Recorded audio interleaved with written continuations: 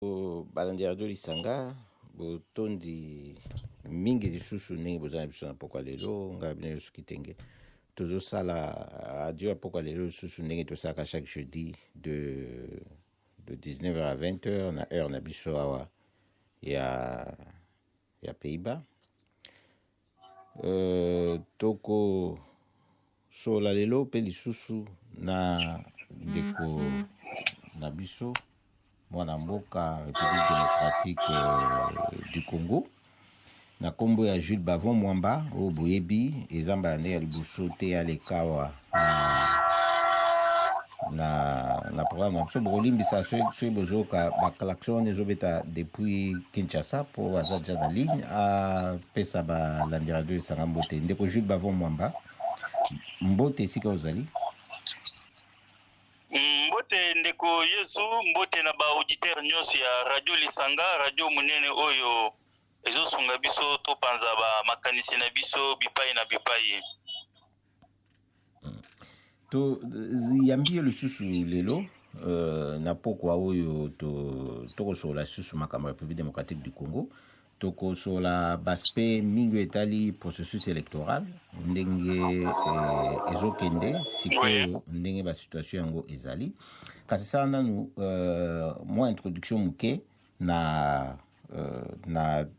toloba na famille politique na yo mpona tokotamba moko na masolo na bozindo. Merci beaucoup mwana mboka Yesu Kitenge molobeli ya peuple congolais molobeli ya mikili mobimba on a opportunité oyo opesi biso lisusu po to solola lisusu na ba auditeur na biso oyo balandaka biso partout na ba membre na biso ya parti oyo bazali bipai na mikili nyonso nazali oyo bino ndeko Jules Bavon Mwamba président national ya ANCL Alliance pour la nouvelle classe libérale parti oyo ezali membre ya convention des républicains CR na Mukuse plateforme oyo ya Janval ya rassemblement lelo parti ezali susu membre ya plateforme électorale UDPS Tshisekedi et force politique yango plateforme yango wana toko kende nango na maponami ezali plateforme oyo ezali ko soutenir candidature ya mwana mboka Félix Tshisekedi président ya UDPS. Alors moi introduction nanga yango wana nazali disposé mwana mboka Kitenge Yezo pona mituna nyonso. Tozokoba na programme na biso sikoyo tozosolola biso toza awa na mikili na radio toko emettre à partir ya Amsterdam na Pays-Bas yo oza na kati ya Kinshasa kuna esika oyo masolo ezoleka ba réalité ezali ko se jouer pona kosala ete mboka ezala na avenir oyo bato nyonso tu bazali ko espérer. Mais processus électoral et comme sikoyo na kati ya semaine oyo bato faut ba déposer ba candidature na bango pona ba provincial toko yoka bipai na bipai ete eza penza timide donc ba dépôt ya ba candidature eza penza timide et banda ikutu na likambo ya retrait ya ba formulaire pona ba candidat sikoyo mpe dépôt ya bacandidature toyoki eyali mpe kaka timide makasi yango wana tolingaki tosolola na yo mpe na sikoyo mpo toyeba nano likambo ezosala ndenge wana eske ezali likambo ya financement to ezali likambo ya confiance parce que likambo ya financement eza likambo moko likambo ya confiance mpe eza mosusu ya financement eyali lié na ba parti politique na ba candidat pour na financement ya budget électoral na bango ya confiance eza sikoyo na bato balingi ba participer na processus électoral soki baza na confiance que ba organisateur wana ya élection ba ko organiser yango pe ndenge bazoloba liboso ya bango bakende kopesa mbongo to ekokozala pe likambo ya confiance oyo eza lié na financement mbala moko ya batu oyo bakoki ko soutenir ba candidature ba parti politique soki baza pe na confiance te ba élection yango soki bako respecter na ba organisateur pour ba financer yebisa biso sikoyo ambiance oyo ezozala kuna makanisi oyo ezozala kuna baspect nini oyo ezosala ete eyala timide ti sikoyo mpona badéploya bacandidature. Merci beaucoup mwana mboka Kitenge Yezu. Awa soki mwa malili mwa pio ezali na activité ya dépôt ya bacandidature ezali le fait que mwana mboka oyo azali na CENI Corneille Nanga azali konarike bato, azo konarike nzambe, azo konarike peuple congolais, azali konarike communauté internationale.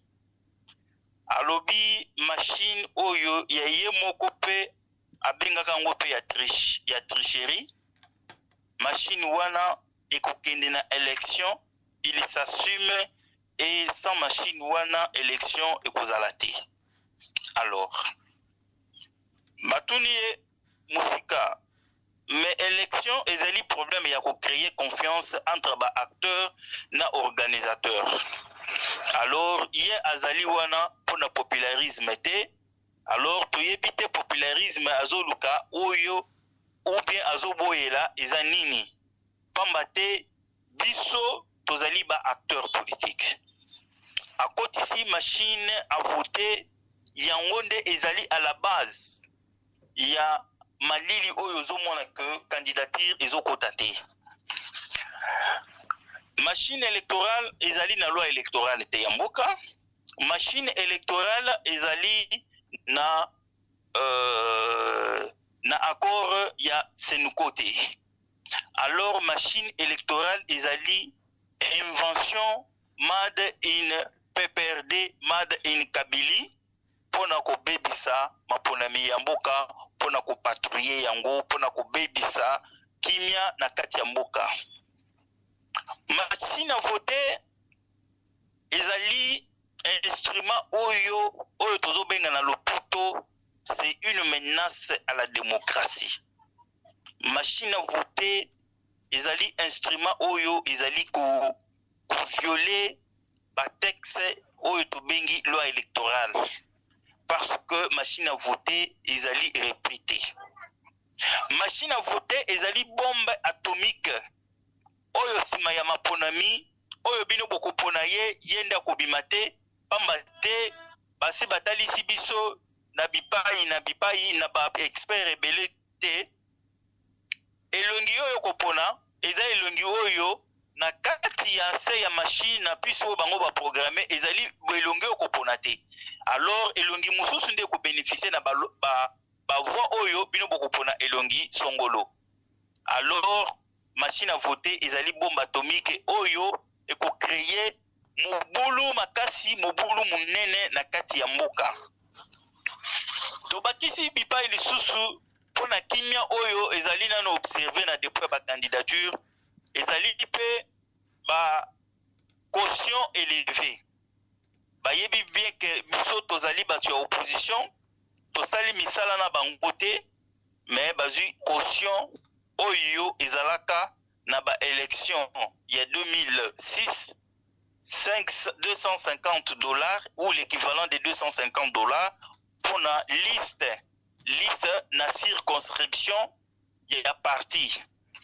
Les lots élection provinciale est commis 1 million de francs congolais. Ilingi loba $620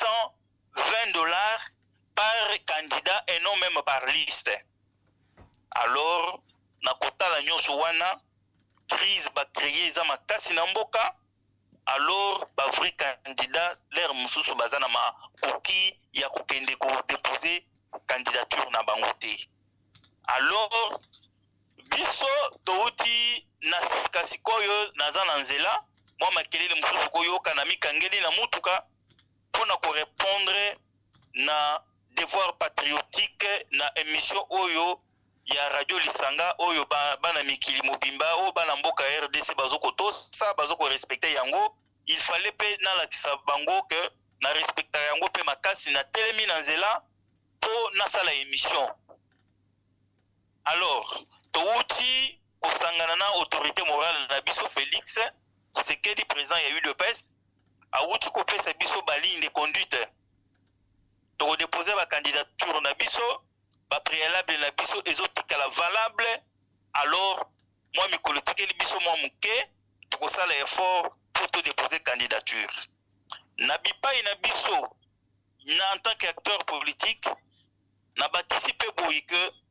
tokende ya solo ko déposer candidature mais tokoki kokotisa yango sous réserve parce que ba préalable ya ba électeur 16% ya ba électeur bazanga ba empreinte digitale elingi loba en d'autres termes que 10 millions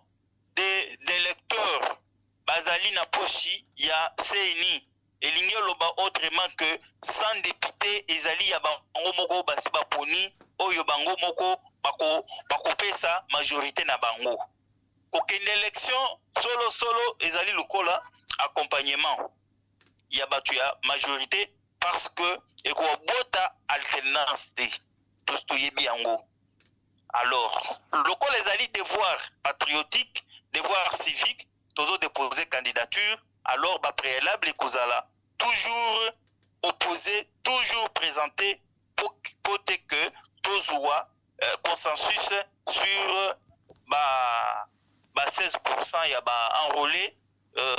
au tozo benga négatif et puis na ba machine à voter ezala ya kolongwa na processus na biso ya maponami ya mboka malobe pa na mwana mboka. Tolandi yo penza ndenge olobi awa tokomituna na ntango oyo bokokende bokoti bacandidature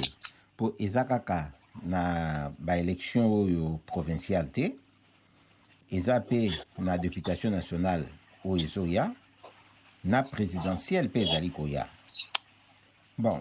soki ye nanga na machine na ye avole ndenge moko alobaki dernièrement asali matoi mangongi bokotisi sikoyo bosali badépôt ya bacandidature alobi bon bodépose mpo bokodépose yango na ndenge oyo ye asali na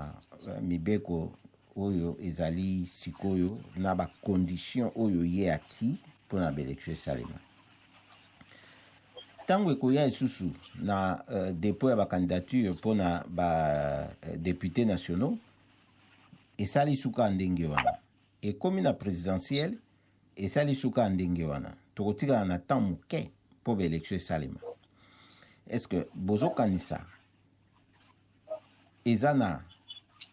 chance oyo tokoki oloba nde balobaka monene ya chance ezali wana oyo ekosala ete tosa oyo bozoloba parce que bapréalable mingi eza respecté te,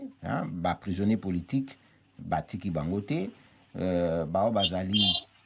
obligé bazala en exil mpo bazosala bango bapoursuite moko ya lokuta balingi kotika yango te. Mais sikoyo eza lokola toloba nini opposition alingi asala sikoyo action nini ya suicide toyebi te to alingi asexpose po basala meurtre epa na ye baassassine ye comme ça assassin amonana est-ce que bakokanga ye pe po ça serait pas la première fois bafraude ya baélection kuna na Congo. To eza sikoyo somo parce que ekoki mpe kozala na somo ya komona ete soki toboyi kote ekozala ke baélection ye bakoloba biso toboyi yango ekozala faute na biso ekozala toujours na bato bakokende koparticipe. Bon tokopesa bango carte blanche, bon tosala boye totia bango na difficulté wana soki stratégie parce que confiance eza mpenza te ke bakoorganize yango mpo bazo excuse te ke bato baye te baboyi kote. Donc makanisi nyonso to oyo boye ezoyela biso ntango olobi ete boyokani na meeting bouti na réunion bouti mpona kokende kodepose la candidature sous réserve. Sikoyo sous réserve wana eza na baspect oyo toti otanga sikoyo ndenge nini bokosala mpo se bodepose bofuti bambongo soki bayokeli bino te bokoboya kokende na maponami bango badju bambongo na bino bapesi bino foti mpo bino moko boboyi mpo bosi bokotaki ba candidature na ba condition eza sikoyo to bosala nini? Merci mwana mboka Kitenge Yezu. Maloba oyo nyonso lobi ezali na ba éclaircissement na biyanono mingi na kati na yango. Nakotalisa yo te ke ba indicateur ndenge babengaka na lopoto ya kolakisa ke maponami oyo ya solo ekozala ezotalisa ke ekozala te. Ya liboso tozali na problème ya décaissement. Décaissement ezosalama malamu te na gouvernement na biso. Balingi kolobela yango te, mais toyebi ke babombi yango lokola cartouche de réserve po baya kolakisa biso na moment donné que mbongo epesami na ndenge elongo bani te, alors maponami ezala te. Ya mibale baboyi soutien ni ya MONUSCO po azali awa po azo représenter ONU, ni ya communauté internationale balobi bango moko bakofinancer à 100% maponami. Alors logistique nzela malonga eza te, l'état eza na ba hélicoptère te, alors toyebi nanu te compilation ekosalama na lolenge nini. Ezali mwa pasi bango balobi machine à voter. Moi élément moko na bosanaki mo moke ezali peke machine à voter ou machine à voler ezo ko garantir te oyo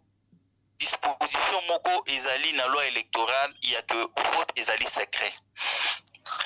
Vote ezali secret okoti na urne ozi nini na yo ozi bulletin na yo okoti na urne o déposer. Vote eza secrété. Awa ozo ko voter avec une assistance. Mutu ozo ko assister yo pona ko manipuler machine.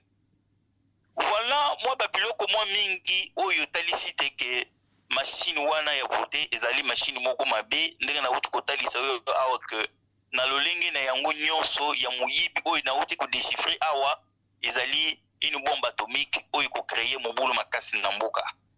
Ezali eloko oyo ezali ko pundisa démocratie na biso et ko garantir vraiment évolution ya démocratie te. Biso toza déterminé ya ko kende ko déposer ba candidature na biso sous réserve pamba te communauté internationale azolandela maponami na biso à la loupe. Bazo kolandela ngo na pembeni makasi ba encourager biso balobi pété que popesa faute na bato pesa argument na bato oyo te. Alors tozo tala pe bien que ba indicateur ezolakisa keza en rouge pour ma ponami salama. Alors tozo tia bango contre mur pour tolakisa bango que bato oyo balingi kokamba mboka na mobulu, balingi kokamba mboka na makasi, balingi basalela volonté ya peuple te, bazana tina peuple te. Pamba te nulle part dans le monde dirigeant moko te na mwikili nyonso oyo totambola oyo tomona peuple balabala ezotambola ezoloba bazoboma bato président ya mboka azoloba eloko moko te, président ya mboka azoloba eloko moko te, bavoisin babomi bana mboka président azoloba eloko moko te. Alors nanu tomona makambo boye te ezochanger pe politique nationale ya mboka te. Ma caution ya solo toko déposer ba caution ezali ba caution oyo ezali na ba preuve nango tôt ou tard régime ya solo oyo biso moko toyebi ke toko instaurer na mboka oyo toko installer yango kala mingi te awa parce que toyebi bien que transition yango oyo tozokende déjà sans Kabila tozokende tozobanga solo moko te tozokende transition sans Kabila. Alors na makanisi oyo bango ya mabe tozokomisa bango tina suka. Alors biso toko récupérer misolo na biso misolo wana ekosunga biso tosala maponami ya solo tosala maponami oyo ekozala na ba dirigeant ya oyo bakolinga peuple congolais oyo bakolinga basalisa mbana mboka. Oui, toyoki yo penza kitoko toko loba susu na likambo ya transition sans Kabila po ezaki pe likambo tongaki toya nango pour na c'est totalement logique ya lisolo ndenge ezokende ba situation ndenge ezokende wana mais yo moko pe oye kotanga yango kasi po tosisa nanu likambo ya ba machine oyo batie mpona vote mpona kovole bavoi ya bato oyo toyebi meme bakolo bamboka oyo esika bazosala bamashine wana basalelaka yango te na baélection na bango meme ana na pays-bas hollandais oyo asalaki machine ya kovote baboyaki mpe kosalela yango noki parce que eza eloko ya kopesa yango kozala yango na confiance te sikoyo toyokaki ete parti politique oyo ya MLC ya ndeko Jean-Pierre Bemba bango balobi bakokenda bango na baélection na machine wana est-ce que eza mpenza ndenge wana? Oui, ezali déclaration na bango ya secrétaire général na bango batalisi na mikili nyonso na bana mboka nyonso te que bango bazali prêt ya kokende maponami na machine wana. Alors eza opinion na bango oze opinion na bango oyo biso tokosambisa bango na yango te. Alors peuple ye moko ko juger pamba te bato na bato bazosala politique na lolenge na bango. Alors depuis Kalasani City toyebaka position ya MLC azalaka toujours na ba position moko ya soutenir pouvoir en place. Alors azwaka toujours ba tendance moko oyo ezalaka toujours contre la volonté du peuple. Alors soki bango bazwi décision wana bazwi yango, alors biso tokosambisa bango te, peuple ye moko ko juger yango na maponami. Mais maponami ndenge ezali wana ekosalama na machine wana te, wana nazali ko confirmer yo pamba te ekozala accompagnement. Alors toye kosala politique d'accompagnement te, toye kosala politique en tant qu'acteur pour la modification de l'équilibre politique pour obtenir l'alternance. Alors bako intimider biso te, moko eza ya biso nyonso mutu moko ko intimider biso azate. Alors position ya MLC eza ya peuple congolais te.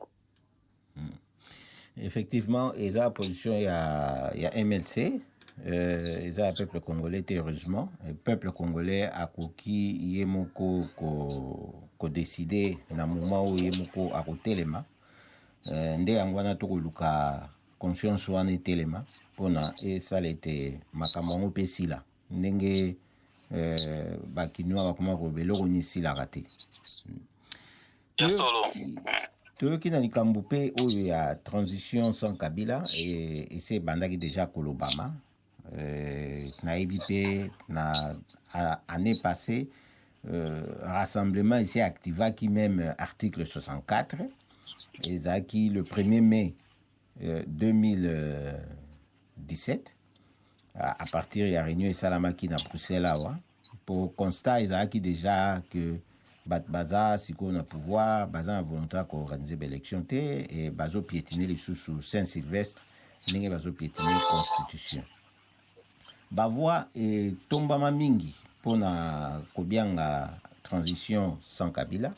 Toyokaki mpe Dr Mukwege a continué koloba yango depuis ba commémoration ya Lipanda. Eh ben atikaki toujours na position wana yo mpe oti kotanga yango sikoyo eza po toloba ete eza malamu na ntango oyo boza nango na likanisi bien que bozokende na kokotisa bacandidature bozokende na élection eza mpona kolakisa ke voilà eza constitutionnel boza pour baélection mais pas na prix nyonso tu. Tolingaki mpona tosola lisusu makambo mosusu mpe oyo ekoki kosala ata mosusu pourquoi basituation ezali kokende boye. Loi oyo ezalaki mpona eya kosangana mpona eya toloba koconcrétiser souhait eza na constitution mpona baancien président de la République tomoni sikoyo mbala moko ezali lwa moko esesali bambula mingi na tiroir mais babimisi yango na tiroir tomoni ezwi accélération moko boye na ndenge ekeseleki na parlement ekomi na sénat mpe bazwi sénat amodifie yango alobi alingi ezalaka mpona baprésident ya kala kasi ezala mpona bato mosusu te lokola bapremier ministre to banani eloko nini oyo ekoki kosala ete na mikolo oyo nde sikoyo lwa wana eya kokende ndenge wana po toyebi soki ezalaki bloke parce que balingaki na makanisi na bango te batia ete président na bango bazosoutenir sikoyo baza na ye kuna akokoma président ya kala sikoyo mais sikoyo eloko nini esali mpona baaccéléré yango ndenge wana est-ce que na camp na bango kuna basi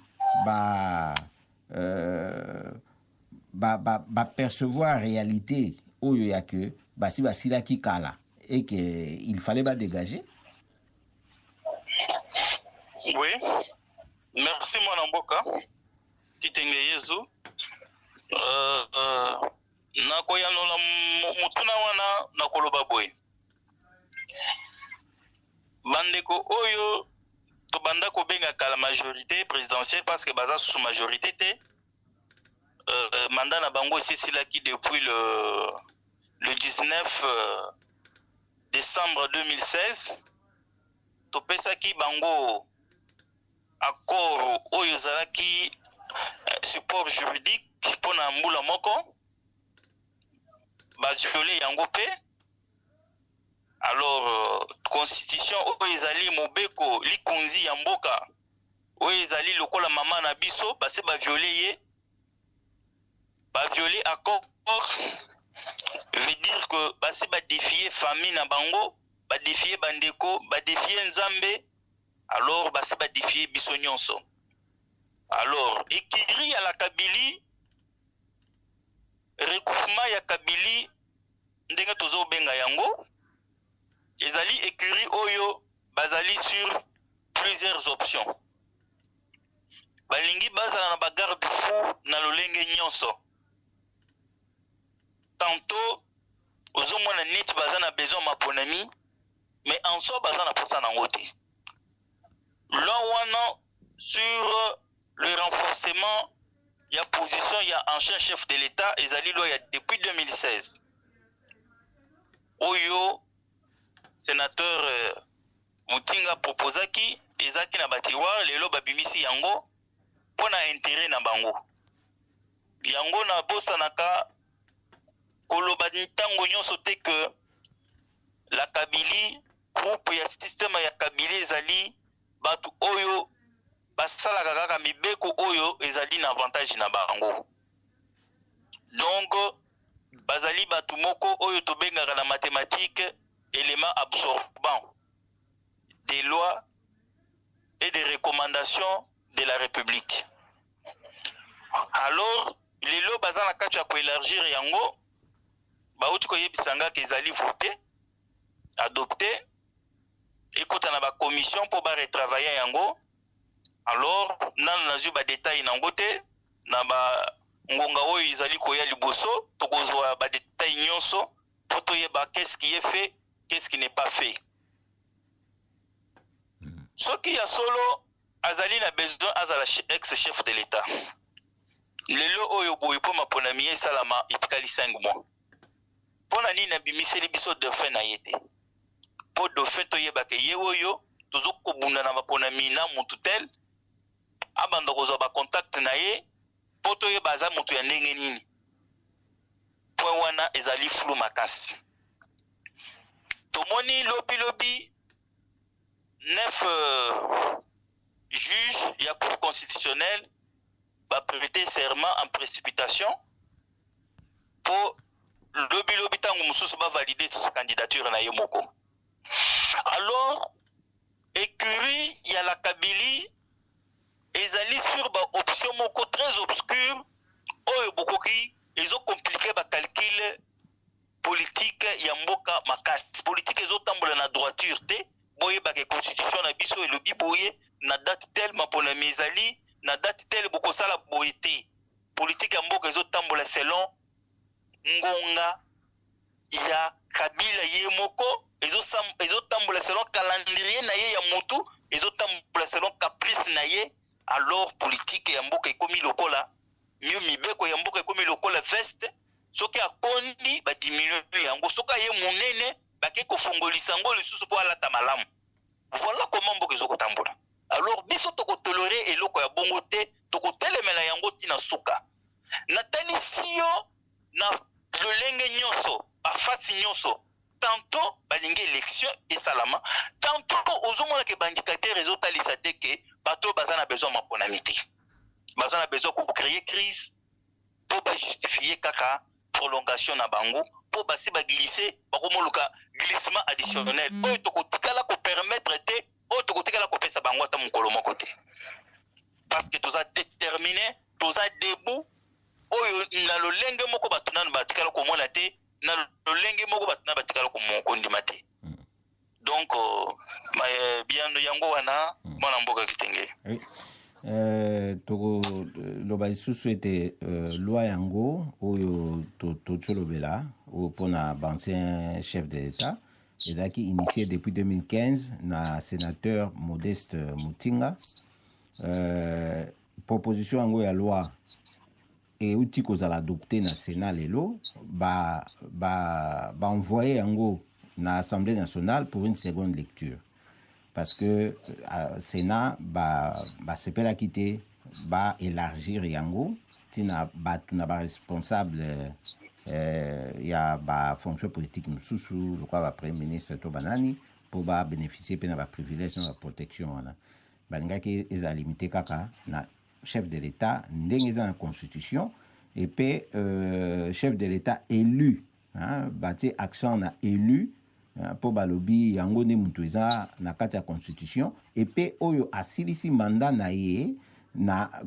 donc asilisi yango conformément na constitution wana pe ezali très important oui pour nayebi ke ezo soit batu ya kabili côté wana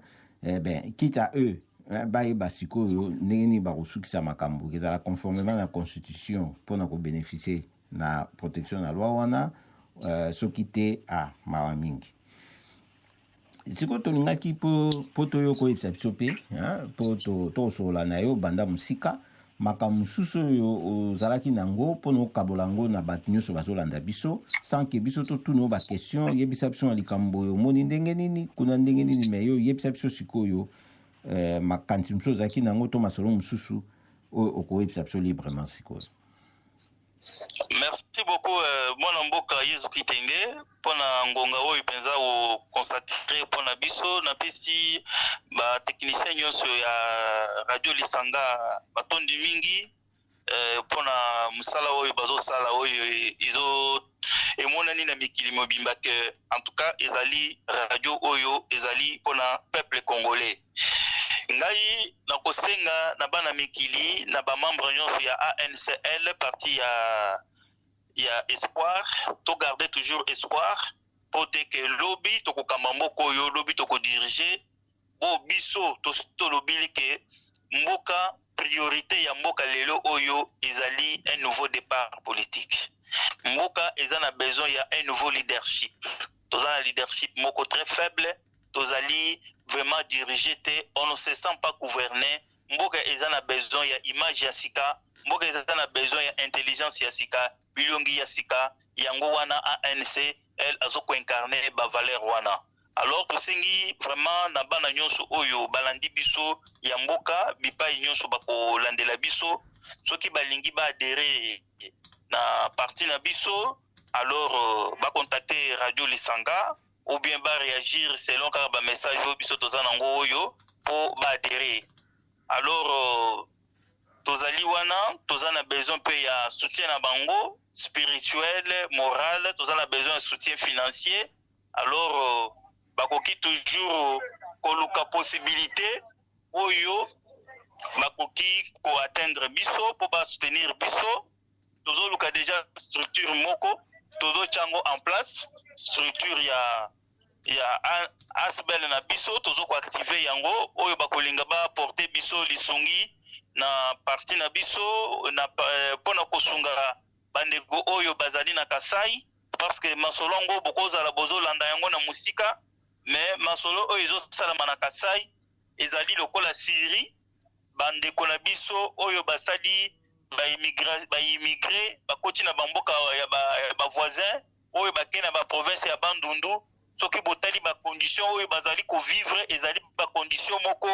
ya batu moko bazali lokola na désert, bacondition moko ya batu moko bazali na bakambite ya mboka bazali kovivre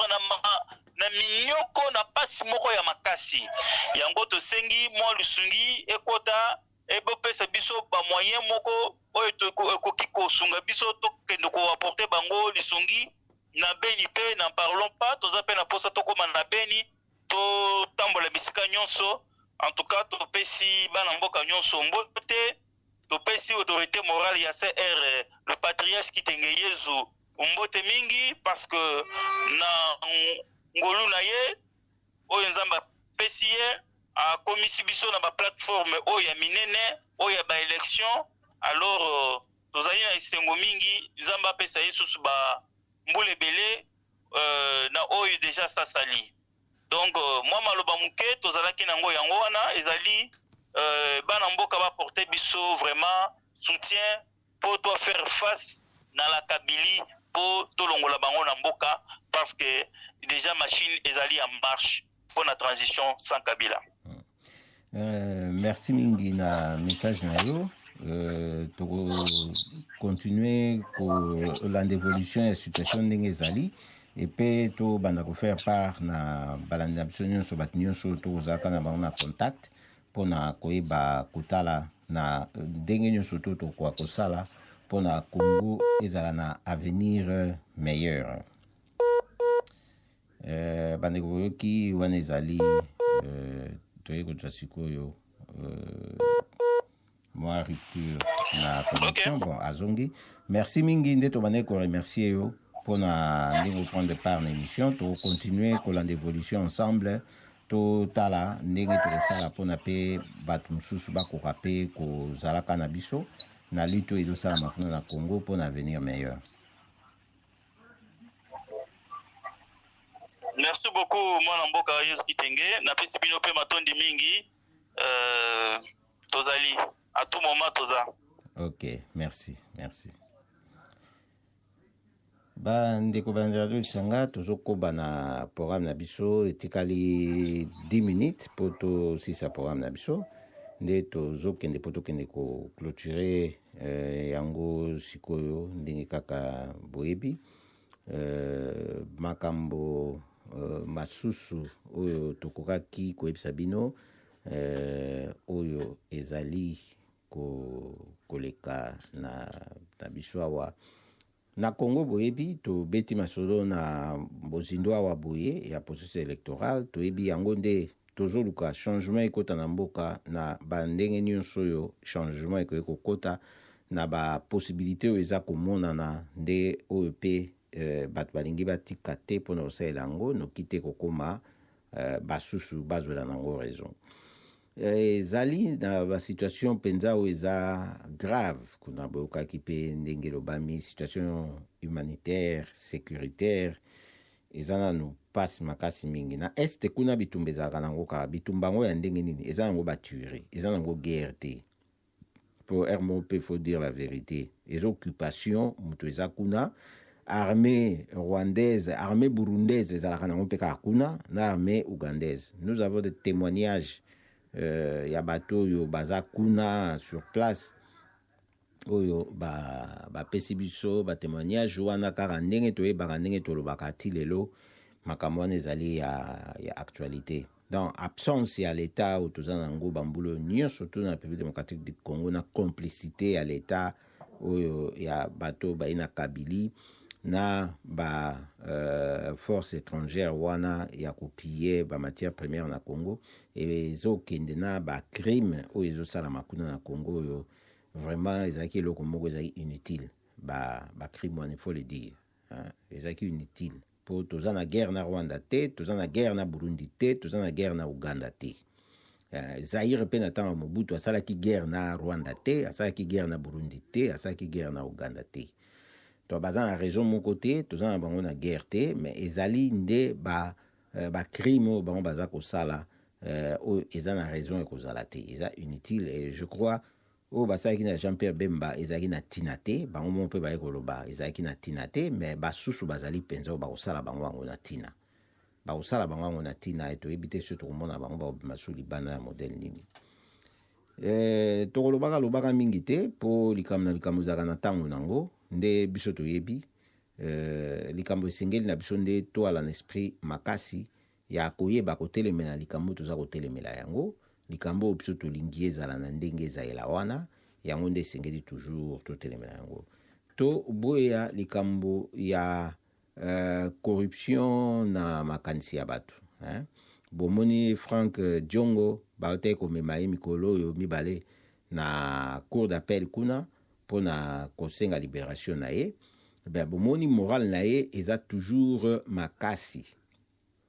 donc totangi ye boye baza mingi kuna na prison ezali na firme ya Ngambi oyo boyebi bakosaki makambo na manduki alingi asala coup d'état baokutu bayebi kosimba manduki batiki moto ya manduki oyo bakangaki ye na groupe na ye mais ye firme ya Ngambi azali kuna ndenge moko na likambo ya Moïse Katumbi ndenge nini bakanga moto balobi ke ye ayaki mercenaire américain wana mpona kosala barecrutement et tout bazwi batika ye azongi na États-Unis mais bakongolais baza kuna na prison bon Moïse Katumbi awa kozonga na ye mobulu mais souveraineté yango oyo bagangaka na bamende consort eza wapi soki boza complexé devant baétat mosusu na ntango oyo mpenza bino bozoloba ke wana bayaki bamercenaire bazorecrute bamercenaire mpona baluka korenverse pouvoir eza ya situation sécuritaire ya haut niveau mais tala ndenge bozokende yango na bablague mpona kolakisa ete bozokosa na bandenge nyonso tout vraiment ça ne tient pas et eza soni eza mawa eza pasi komona batata mibimba batelemi ndenge wana bazwi mpe batie bacostume mpo bakanisi so olati costume na cravate ndokomi mutu nzoka yango te tikaka totikaka parce que buzoba soki eleki mingi bon ere moko posa mpe ya kolobela bato yango ezala nango lisusu te tika tolobela bato oyo vraiment eza na ntina kolobela bango tozali kopesa longoni na docteur Mukwege ndenge azocontinue kotelemela lutte na ye mpona bien-être ya peuple congolais. Bon, étant docteur, discours nasalaki dernièrement, dans le cadre de la commémoration de l'indépendance, il faut que le peuple congolais tellement revendiquer les droits et accès à soins médicaux. Ben voilà, ils ont déjà payé le remoko, c'est très important pour la société, ils ont payé malam pour ma tambola, sur base en bonne santé. Tous les pays au Salongo, il y a Sidiki Ndokolo, Sidiki Dokolo. Ndenge pa organisaki marche na ye awa le 30 juin na Bruxelles et bien atelemi toujours position na ye a lâché peuple na été peuple congolais na ndenge atelemelaki makambo mona ke trop c'est trop na ba massacre esalami na Kasai oto ki lelo yo rapport ebimi ya Nations Unies soki ya nini ya organisation ya défense des droits de l'homme et comme si batu basali atrocité moko kuna oyo choqué batu kuna na Kasai kotinda na viol moko oyo vraiment bokoki comprendre te ya ndenge bazosa isango batu na ko kata bango appareil na bango ya nzoto toloba eza makambo penza ya minene oyo ezolika na mboka na biso esengeli bato batelemelaka tozopesa mpe botondi mingi mpe longonia na Félix Tshisekedi président UDPS mpe rassemblement ata soki bato bazotanga so rassemblement mingi te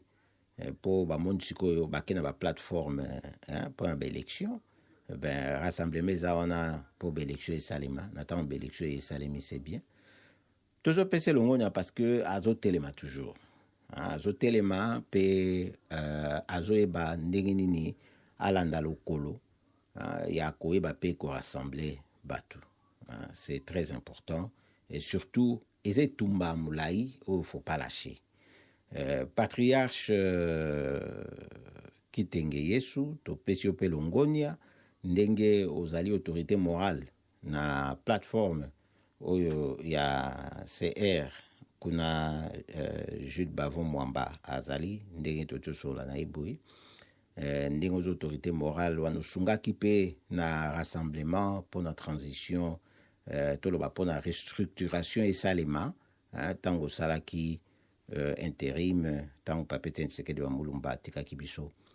ben okomisaki makambo te na suka na malamu mpe elekaki na ndenge oyo bato bayaki omona ete ya solo bato bakanisaki makambo esilaki na liwa ya Pape Tshisekedi wa Mulumba kasi oyo bango bakanisaki ke makambo esili baye komona ke non makambo esilaki nango te mpo ezalaki na maboko ya malamu mpona kosala ete continuité esalema. Tozotonda botondi mingi na bakongolais nyonso oyo bazali koparticiper de près ou de loin na situation ya mboka République démocratique du Congo kuna topesi mpenza mbote makasi na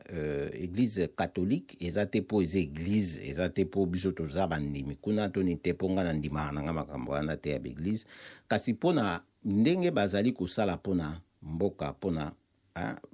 mboka etambola mpo pouvoir oyo ya bamédiocre oyo elongwa mpe tokanisi révérend pasteur na biso ya baprotestant oyo alobaki na bango polele na misa ke bazali mabe bazotambusa mabe esengeli batika atako batiaki pression akimaki kasi makanisi na biso eza pepa na ye